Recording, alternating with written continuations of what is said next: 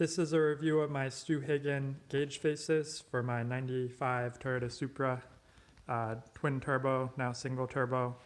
It was an automatic, and I did the Grannis Racing 6-speed swap about 2 years ago, and I sent my gauges to Stu Hagan back then because I wanted to get rid of the gear shift indicator light on the center gauge. And he would do custom gauge faces with the LED conversion, and this is what he did for me 2 years ago, this bottom row right here. I had him add the TRD here. It goes to 10,000 RPM. He sets this to 200 miles an hour instead of 180. And I had him do a few custom things. He has a standard set where he'll do TRD on every gauge face. But I thought the TRD over here looked a little bit cluttered. So I didn't want anything, and then I thought it'd be silly to have TRD on 2 gauge faces but not the other. So I had him swap up the fuel gauge for the Supra logo. And I ran these for about 2 years with the LED conversion.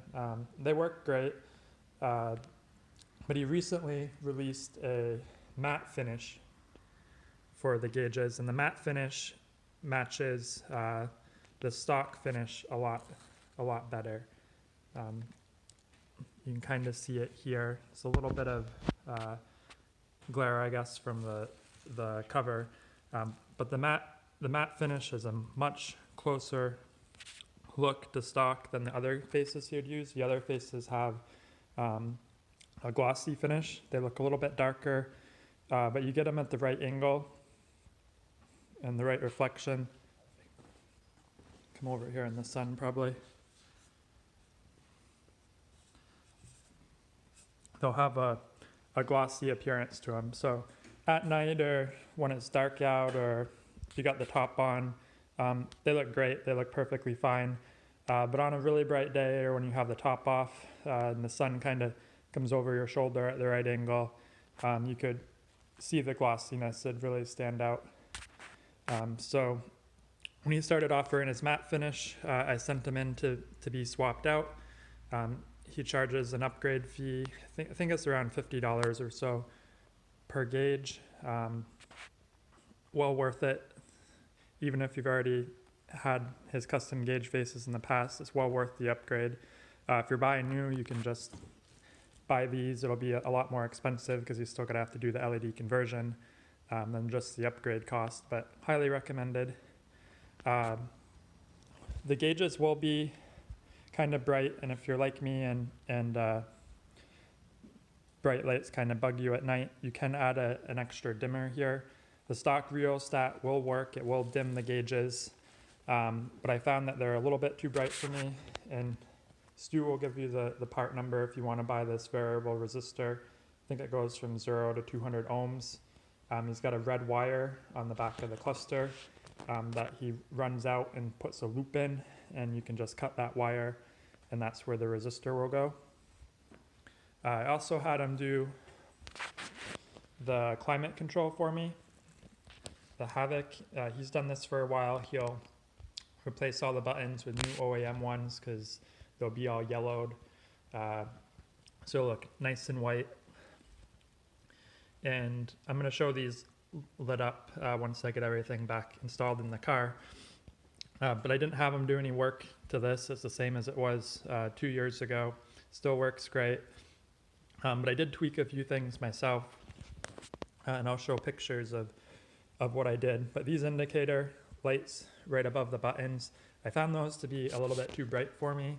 I think it's the same LEDs that he uses for all of the buttons. It's just the LEDs behind the buttons, they're shining through like a white plastic to give you the color in the light, and the indicator lights are shining through a clear plastic. So they're a little bit brighter. They kind of, it's kind of like a mini flashlight almost, and they don't dim. If you turn the dimmer down, all the buttons, all the dials here will dim, but the indicator lights will not.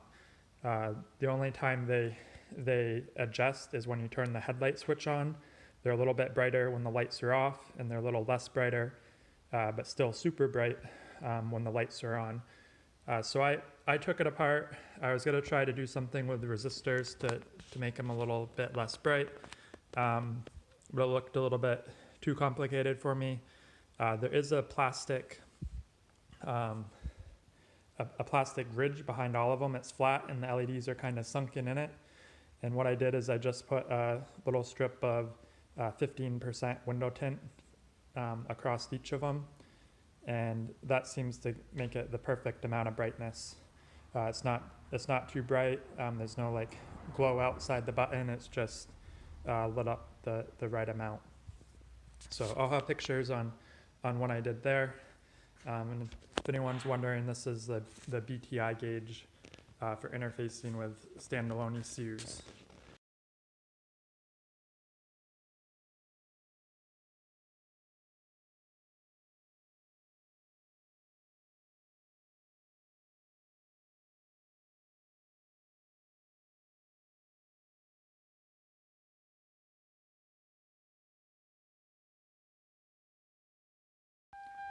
So I'm in my car in the garage at night, got my stuff installed. I'm gonna turn the key on just to show the gauges. And I wanna show this BTI gauge. It lights up, it has the Supra logo. It's pretty cool how that works. I'm gonna turn my headlights on. And these are the LED gauges. And honestly, the phone is not capturing the quality of these lights. They look 100 times better in person than they do with my phone. The red is like a perfect red. The orange is orange.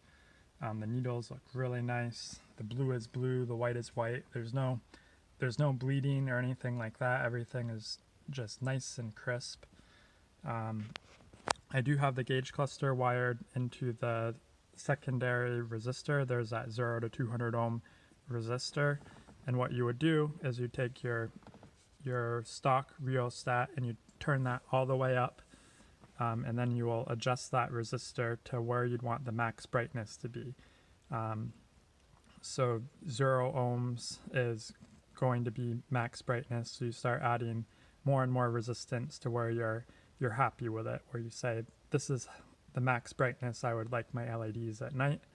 And then you can tuck that up under the dash, zip tie it to something, and you'll be able to dim them at night if you want, still using the stock rheostat. Basically, the secondary resistor is just there to set your max.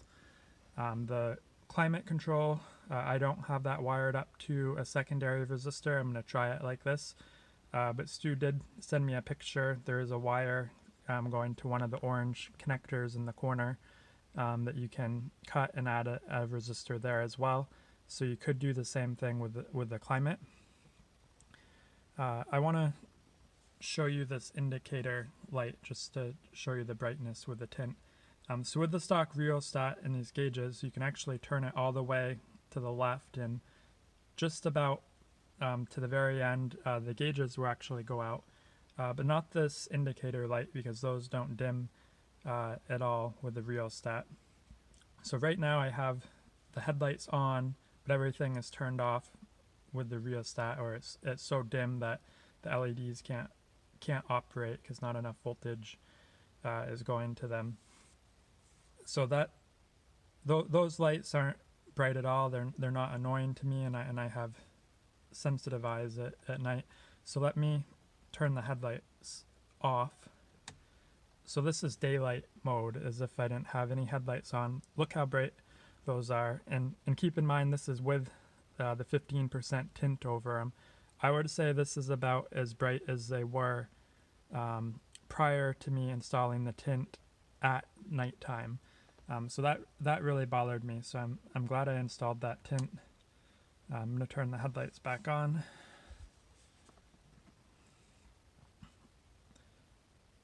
And yeah, so super happy. I'd also recommend doing his other LED stuff. He has a key ring. There's a glove box light. There's a trunk light, and there's these super bright dome lights. They light up the whole cabin. I think there may even be an ashtray light. I can't remember. I have that out right now because I'm gonna switch over to something so I can have reverse lockout for my shifter. But very happy with it, well worth the upgrade. If you don't have them, I'd highly recommend getting them. Stu does really good work. Couldn't be happier.